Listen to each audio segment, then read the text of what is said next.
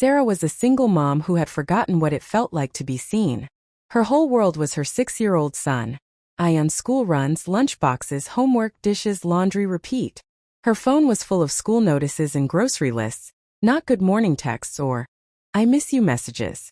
Love for her was not red roses and candlelight. It was tying shoelaces, staying up with fevers, and pretending she wasn't exhausted. One afternoon at the park, while Ayan pushed his toy car in the sand, another little boy, Zain, ran over and loudly said, "Can I play too?" Behind him came his dad, tired eyes, unshaved stubble, but a warm smile that somehow felt familiar. "Sorry," he said, slightly out of breath. "He's a very friendly." Sarah laughed for the first time that day. "It's okay. Ayan needs a friend who talks more than he does." The two boys instantly clicked, cars, slides, chasing each other till they ran out of breath. Sitting on a nearby bench, Sarah and the man introduced themselves.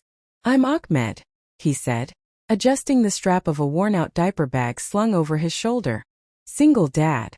Still learning how to do his hair." He pointed at Zain's slightly crooked hairstyle and Sarah smiled. "I'm Sarah.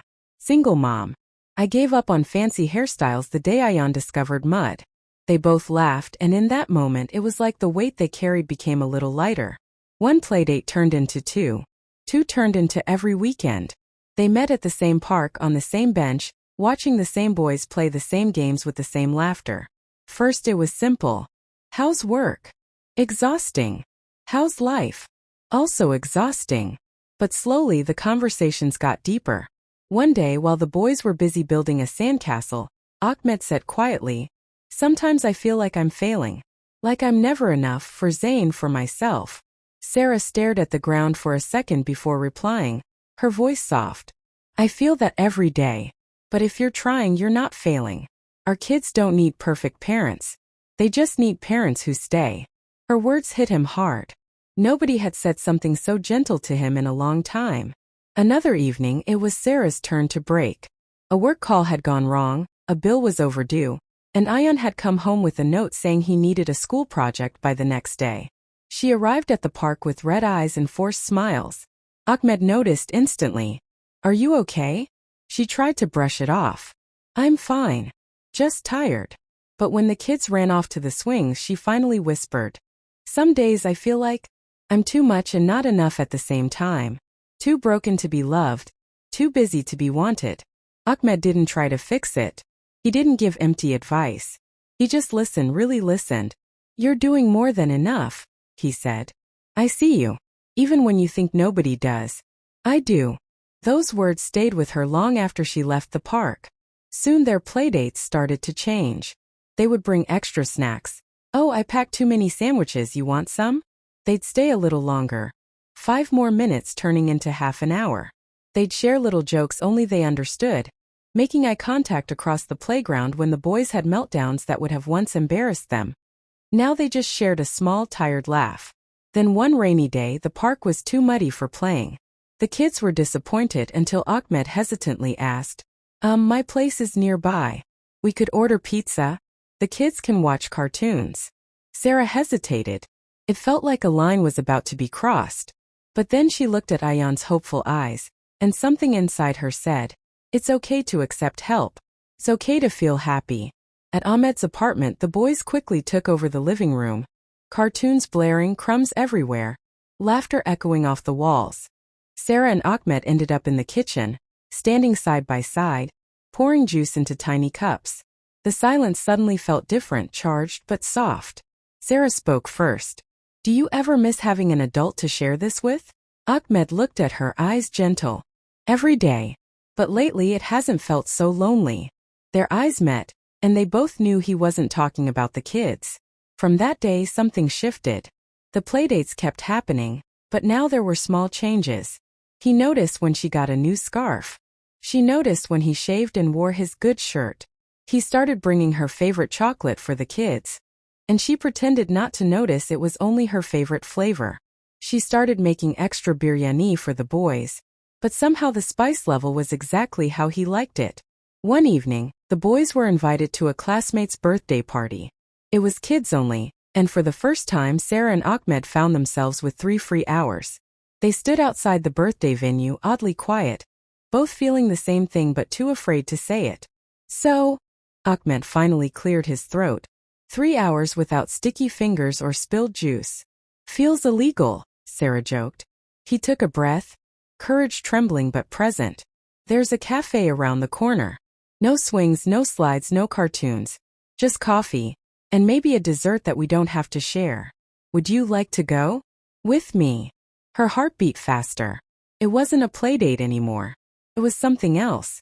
Something she had promised herself she'd never want again, because wanting meant risking, and risking meant possibly breaking. But as she looked at him, the man who had seen her on her worst days and still chosen to show up, she realized, this wasn't the same kind of risk as before. This time it was two broken people walking slowly toward something new. Not one person chasing love alone. She smiled, nervous but sincere. Yeah, I'd like that.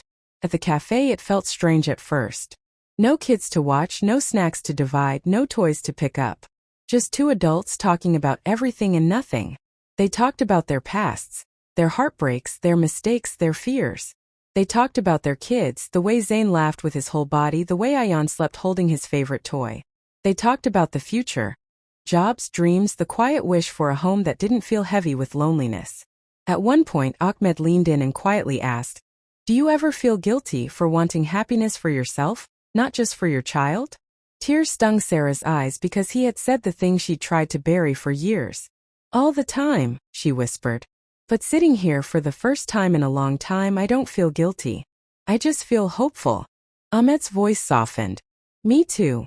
From that day on, "When are the boys meeting?" slowly became "When are we meeting?"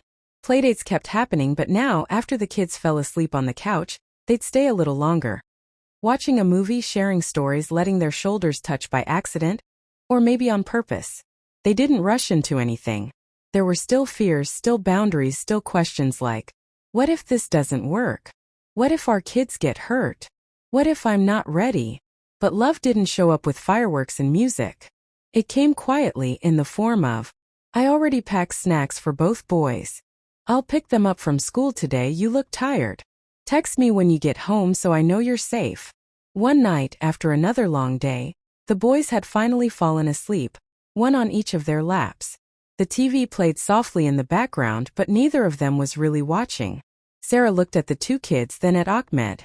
"You know," she said softly, "it used to hurt me seeing other families together. Like I'd failed somewhere. Like I broke something I could never fix." She swallowed, eyes wet but not from sadness this time. "But this doesn't feel broken. Feels new. Different. But whole." Ahmed's voice was barely a whisper. "When we started having playdates, I just wanted Zayn to have a friend. I didn't know that I needed one too. And I definitely didn't know that those afternoons would turn into this." He paused, then looked straight at her. "Date nights. With someone who actually understands." Her chest tightened, not with fear but with gratitude. She took a breath and said the words she'd been afraid of for so long. "I like where we are. I like us." There was no dramatic proposal. No sudden fairy tale ending. Just two tired parents sitting on a worn-out couch, two kids snoring softly between them, and a quiet understanding that love had found a way back into their lives, slowly, gently when they weren't looking.